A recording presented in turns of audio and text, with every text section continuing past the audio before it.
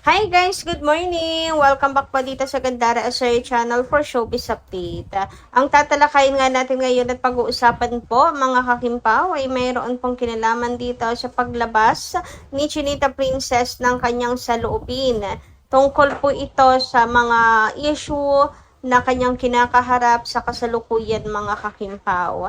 Kaya naman tumutok lang po kayo at alamin natin ang bawat detalye patungkol po dito. Pero syempre, bago po ang lahat sa mga hindi pa nakaka-subscribe sa ating channel, pakiclick lang po tayo natin subscribe button at notification bell na nariyan sa baba para mag-updated po kayo at ma-notify sa mga susunod nating chika patungkol sa Kimpaw. Maraming salamat! So again, mga kakimpaw, welcome back sa ating channel, no? And ngayon naman ay magbabasa tayo ng mga komento mula sa ating mga subscribers na nakatutok araw-araw sa ating balita. Bilang pasasalamat ko po ito sa walang sawang pagsuporta at pagtutok sa atin pong update. So first comment natin ay mula po kay Miss Remy Ramos. Ang sabi niya rito, all this snow had been thrown to Kim Chiu by bashers for a long time. No one came to her rescue. Why now? So suddenly somebody is throwing this nose. No to body shaming and the face shaming. Bashers have called Kim as retokada and butike for a long time. Nobody came to Kim's rescue. No to bullying. Kim has been called by bashers as bobo, not even educated for several times. No one came to her rescue. Why now everyone is on Kim for this RM or Raisami issue? Please see first the shaming thrown to Kim before accusing her of anything. Ayan na nga, tamang-tama si Miss Remy Ramos, no, mga kakimpaw. Ang dami kasing mga nose na binanggit ng isang attorney, mga kakimpaw. Anti-bullying, anti-no, body shaming, and face shaming. Pero unang-una, bago po yung Raisami issue na yan, si Kim na po ang kauna-unahang biktima, mga kakimpaw. No to body shaming, pero sila kung makapanlait kay Kim, napatpat daw si Kim Chiu. Diba? Na butot balat na si Kim Chiu. No to face shaming, pero kung makapanlait na retokada si Kim, wagas, mga kakimpaw, mula ulo hanggang paa, kung tutuusin, mga kakimpaw, kanila na nang nilait kay Kim. Tapos no to bullying, sila tong lakas makapambuli kay Kim. Makabobo, wagas.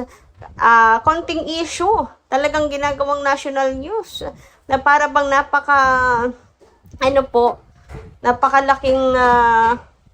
napakalaking issue. 'Di ba? Para pag-usapan. Ang dami pong malalaking bagay na dapat pagtuunan nating pansin. Kagaya na lamang ng mga nangyayari sa atin pong bansa. 'Di ba? Daming problema sa mundo. So bakit hindi na lang 'yon ang ayusin, mga kakimpaw? 'Yun ang pagfukusan. Pero bakit si Kim, sorry guys na ako nadidighay. Pero bakit si Kim? Nung si Kim po ang nagsalita, na hindi naman sinasadya, mga kakimpaw, wagas po ang bullying, ang bashing po sa kanya. Hindi naman sinasadya ni Kim, di ba? Para nabigla lang.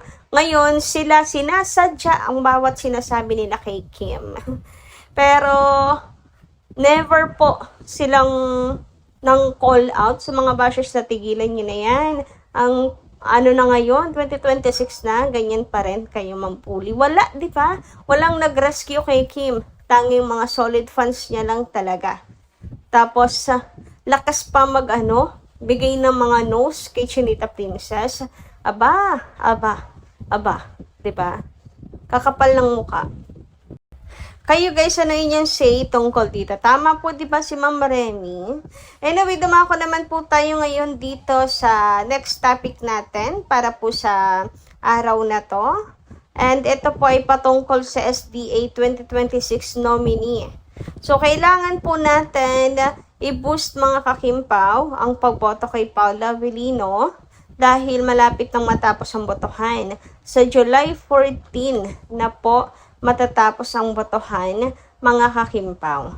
Kaya naman, wag natin pababayaan na iboto po si Paolo Avellino, no? Baka nakakalimot na po tayo. So, papaalala lamang po natin ang botohan. Ayan, let's vote. Pagtulungan natin to, mga kakimpaw. Anyway, dahil naman sa issue ni Chinita Princess ngayon, dahil sa daming bashing na natatanggap ni Kim, yung iba naman, naiisip po na si Kim na lang ang iboto sa SDA ulit para ipamukha daw po sa mga bashers na to kung sino si Kim Chiu. Sabi nga dito ni Kim Pao Couple Forever, Paolo, patawarin mo ako kasi now, yung vote ko mas dadamihan ko na kay Kimi. Bale, pang second ka na lang dahil priority ko si Kimi.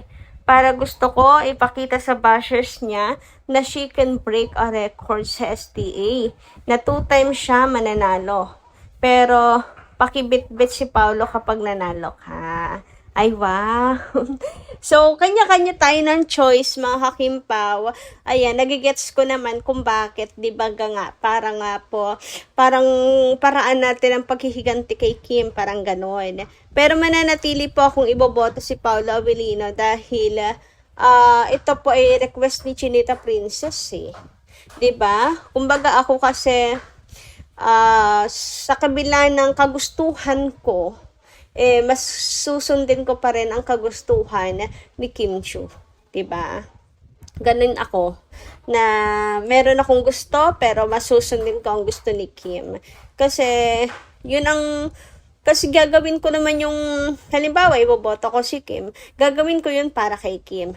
Ang kalooban ni Kim ay ang manalo si Pao. So, kay boboto ko si Pao, kalooban din ni Kim ang aking ginawa, mga kakimpaw. So, parehas pa mga kakimpaw na mag-benefit, diba? Parehas ang Kimpaw, si Kim and Paolo ang magiging masaya. Kasi parang to mga kakimpaw, iboboto natin si Kim, hindi naman ito ang kagustuhan ni Kim.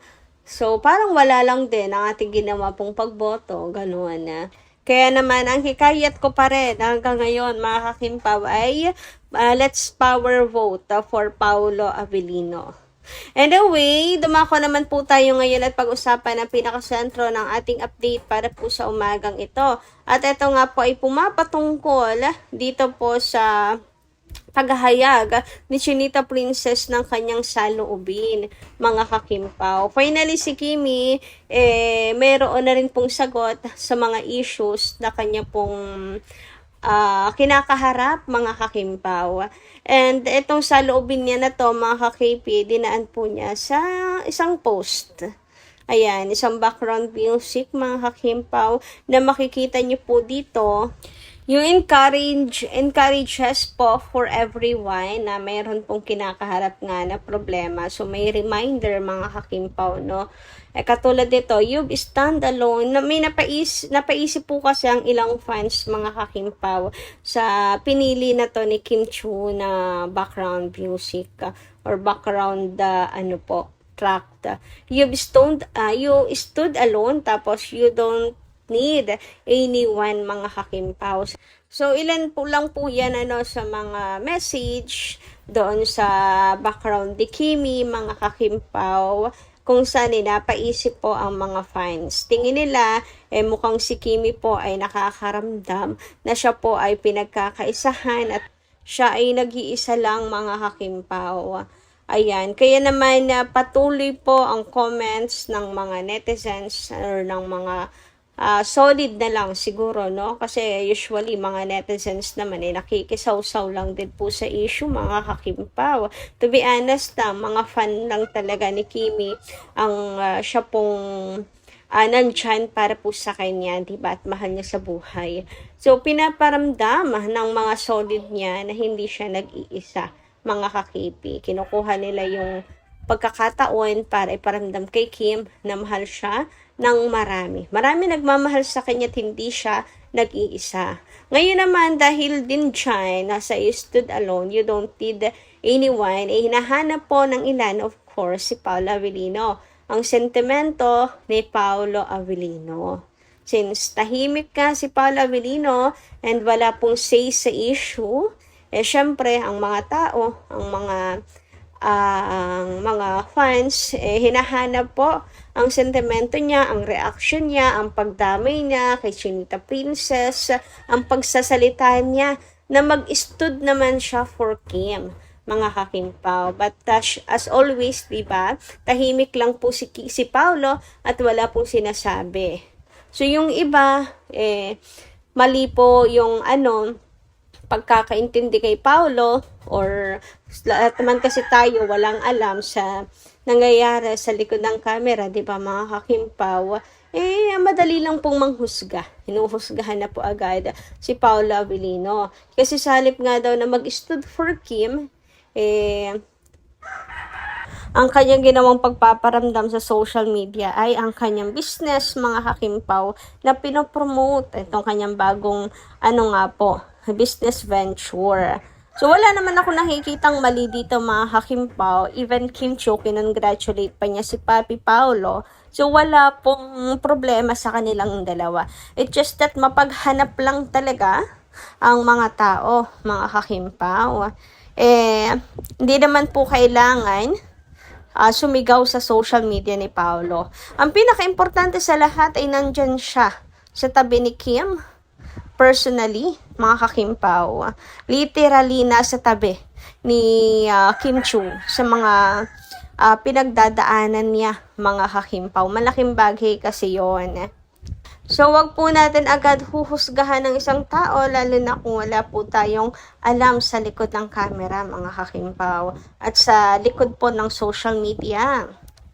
And sa nakikita ko nga po ngayon kay Paolo Avellino, mga kakimpaw, sa halip na i-boost niya ang kanyang energy, or ubusin niya ang kanyang energy sa mga bashers, pinagtutuunan na lamang po niya ng pansin ang realidad, mga kakimpaw. Tulad na lamang po ng business, upang sa ganon, pag lumago, nag-stable to, mga kakimpaw, ilalayo na niya si Kim sa social media.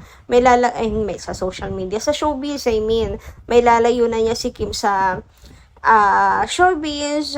Makakapag-focus na lang po sila sa tahimik na buhay, 'di ba? For the future, ang pinaplano ni Paolo Avellino, mga kakimpaw. So may kanya-kanya po tayong way, 'di ba, to protect our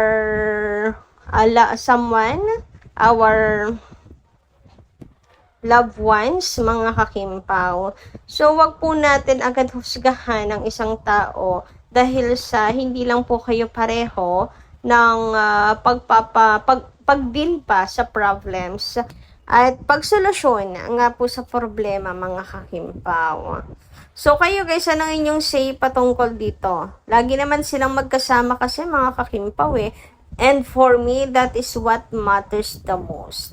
Parang bata ba, mga kakimpaw, or sang baby? Hindi naman ito nag-iingay sa social media, pero iba yung nagagawa nito at naibibigay na strength, naibibigay po na hope, mga kakimpaw, parang gano'n. 'Di ba? Para mas madali po nating ma-explain, mga kakimpaw. So, ayun lang po muna, no, mga kakipi, sa ngayon ang atin pong update, and kita ko sa lang po tayo muli sa mga susunod natin chika. So, pa-comment na lang po sa baba ng inyong mga reaksyon, saloobin at opinion sa comment section. So, hanggang sa muli, mga kakimpaw, ingat po palagi and God bless.